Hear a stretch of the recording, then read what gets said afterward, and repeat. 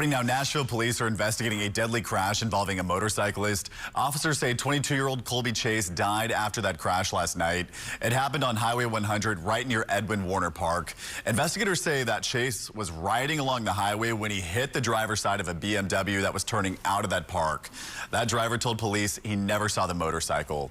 Chase was taken to Vanderbilt, where he later died. Police say a second motorcyclist laid his bike down as well to avoid that crash and was hurt.